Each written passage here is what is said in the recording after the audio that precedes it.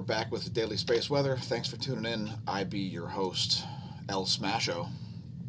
And we are looking at the sun here in 304 angstroms. It's a 48-hour image from the SDO. You can see giant coronal holes both in the north and the south. A little bit of activity rising south of the equator over here. Looks like it could be associated with cycle 24 perhaps. And I am lagging more than an old PC. There we go. Epic pen, there we go. That area right there, keeping an eye on that. Pun intentional. Here's the 171 angstroms view. And we'll fade to magnetic fields, and then I'll zoom in on that real quick. So no real field organization here. In that region there, we did make a custom of that. There's the current image, I think. All right, it's loading a little slowly here. And let's just check on the health of the stream. Everything looks just fine. So thanks everybody for tuning in. Wherever you're viewing it, whether it's on YouTube or BitChute, please share on your social media. And if you haven't checked out our previous video, which we released in the middle of the night for once, Terms Defined, the first episode of Terms Defined, where we define the sharticle. And we're going to be doing another episode of the Diamond Anvil tomorrow. It'll be episode 3, and the title is TBA, Withheld. We are seeing some problems processing on BitChute and some demonetization on YouTube. If you follow me on Instagram, you may see exclusive stuff too, such as this tunnel. So have hope.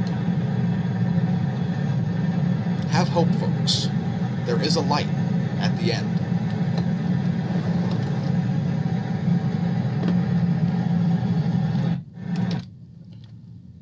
Also, if you follow Kyle Dunnigan on Instagram, you will not be disappointed. For those of you who refuse, I'm only going to show you a tiny clip of this because it is hilarious. And to avoid getting any sort of copyright issues, here's a tiny, tiny clip, custom chosen for our Daily Space Weather crowd.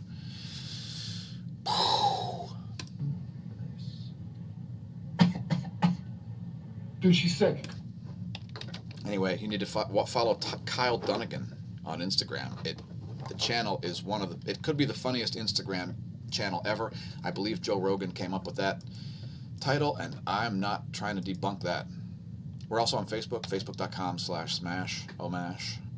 We also have an Entropy Busters page because we do a lot of entropy busting. So it's facebook.com/group/entropy busters. And we will give people admin over there. And we're also on Minds. Thanks for the tokens. Everybody who sent the tokens. We still need more, but thanks to Smash staff. And please follow these channels. Beastronic Beastrons, reviews by Molybdy, Nerdy Tards, STFU Noob Tard, and Molybdy. The nickname that I made up for Smash staff. Let's get back to the sun images here. Here's the 304 angstroms view. That's the custom Helio viewer movie.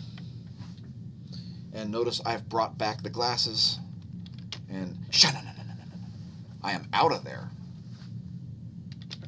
And again, if you're viewing live on Twitch, leave us a comment.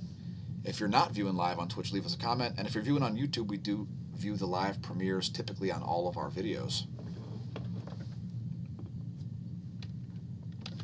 Here's the 171 angstroms view of the exact same spot, and that activity is so close to the equator I wouldn't be surprised to see it be cycle 24 polarity. Pardon my aside.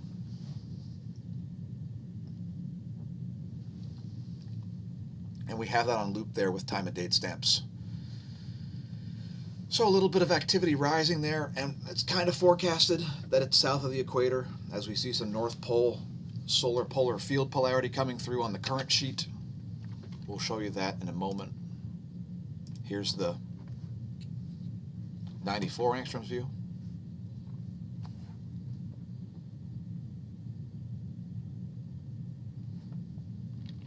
And again, that's a 48-hour view there from the SDO page.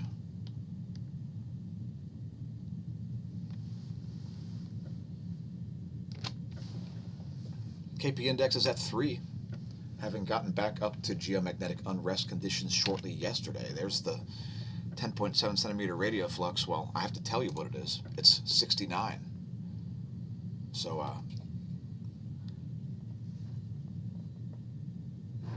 there's the data on spaceweather.com, which, by the way, is the spot where I first started studying the sun more in depth than I did in college, which was in about 2002, I think it was.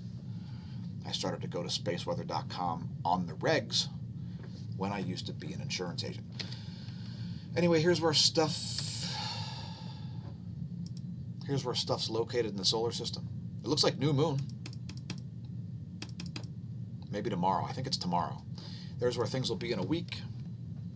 And we see a Dorito-shaped spooky situation happening here. See that? That could very well be a Dorito, a Saturn, Sun, Mercury, Earth Dorito. And that's very dangerous, folks. Very, very dangerous. So please be on high alert to be scared about things that aren't scary. Pardon the sarcasm, folks. I'm just kidding there, folks. Although that is a major planetary convergence happening. I don't believe there's... Well, I won't get into it. Next, looking at a sky chart.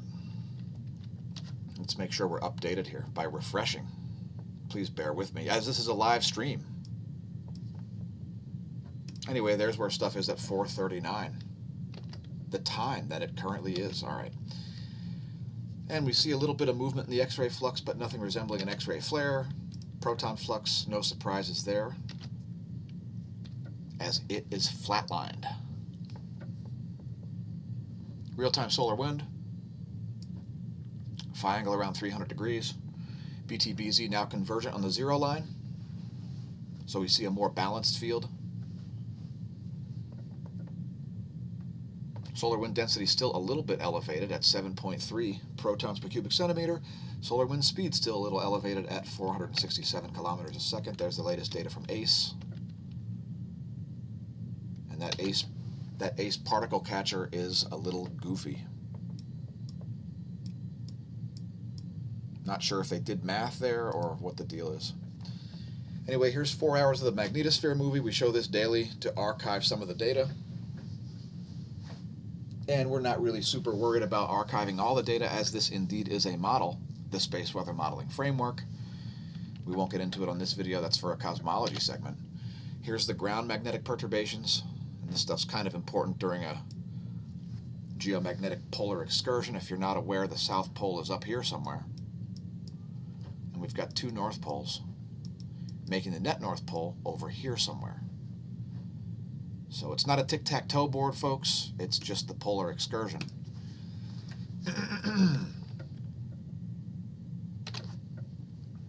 Gauss magnetometers continuing to look spiky. And it's more like a Gauss magnetometer because the 15 is still not back online.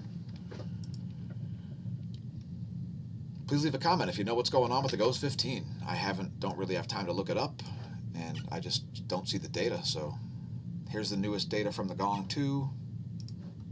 It's 1 hour and 27 minutes old, and you can see a little bit of peek through of the north field here, or at least a charge equalization happening there, where neither field is dominant.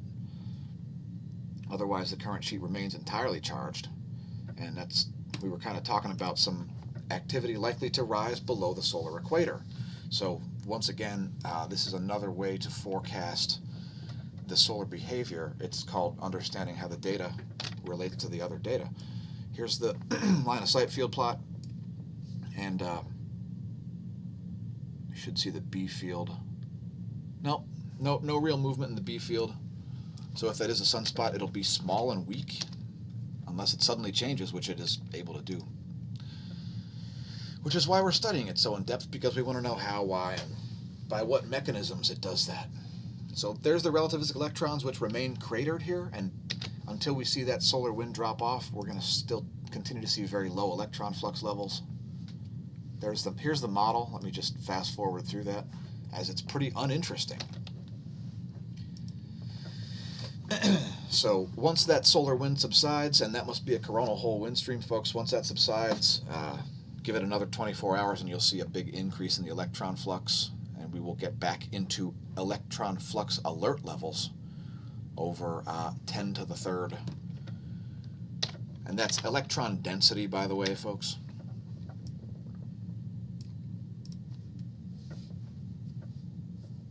Here's the ionosphere, and it's looking a little wobbly once again in the nighttime area.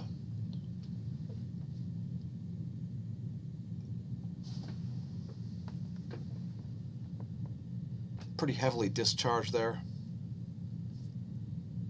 and a bit of a large charge disparity there in the South Pacific. So we've been seeing lots of anomalies, magnetic and ionospheric, in that area. The area kind of halfway in between Hawaii, this area right here. That was a bad X. It's supposed to be right here. What that means, I have no idea, but I just report the data. There it is. It's the daily space weather. That's how you have to do it, because there's still a lot of things to cover.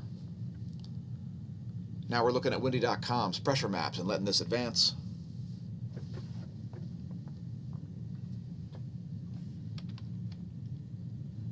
There's where things will be in a day. And I'm back. Let's move on here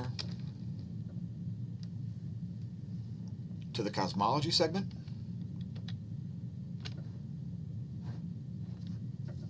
And I don't know what I'm going to talk about, but I have a tab open. So how do you like that? I'm going to talk about a diamond anvil, actually, which you'll notice has been the title of a thing, and I'm not going to super get in depth into it, but what happens under great heat and pressure is that things like water and silica and other elements behave very oddly together. They get fuzzy in terms of the way they separate. And this is important for high mass objects and things like that. So without explaining this, it's on phys.org, and it's not a sharticle. Here's another one. A bunch of very old, apparently very well-developed galaxies. So this is kind of flies in the face of standard cosmology here, as we wouldn't expect to see such organization in such early galaxies, yet there it is. It demonstrates a lack of understanding of things like stellar evolution. So we don't see stars die or get born, but it's interesting to conjecture about what's going on with it. And what the heck is this? We were not going to print that.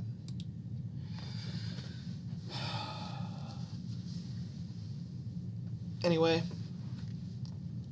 another interesting article here. I don't have too much to say about it,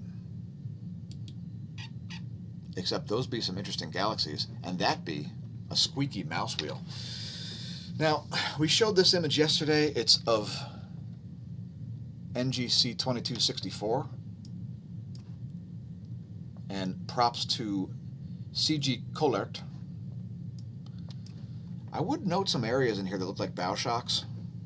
So this looks a lot like a bow shock. This looks a lot like a bow shock. These areas here look like polar fields, possibly this and this, as I see evidence of basically particle beams out here. This area here is interesting too, because I would expect this to be the sort of thing that you would see when you have protons, electrons, like dots and dashes through space, since we apparently see the solar wind do that. So these are some interesting features,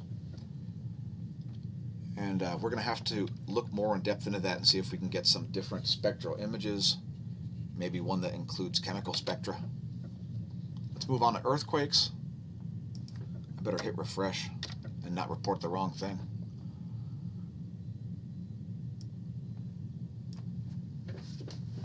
All right, so current situation is a 4.4 in Afghanistan at depth. So repeated deep quakes there at Afghanistan, usually in the around 200-kilometer range. There's a deep one at Fiji. It's a 4.6 at nearly 600 kilometers depth. Deep quake north of New Zealand in the rift zone.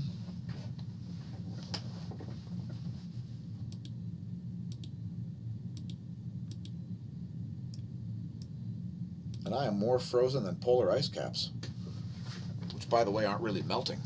The northern ones melt. It's what we call summer, but they don't melt entirely. And, geez. Chile. There's a deep one at Chile. And I needed to stretch. By the way, there's some interesting stuff coming up this weekend, folks. We're going to have some unexpected content. Another deep quake in Western South America. One of my favorite spots is Western South America for a large quake. If I were there, I would definitely have an earthquake plan. There's another deep one there at Argentina. It's a 4.0 magnitude. And let's move on. In fact, I'm going to let this scroll and take a break.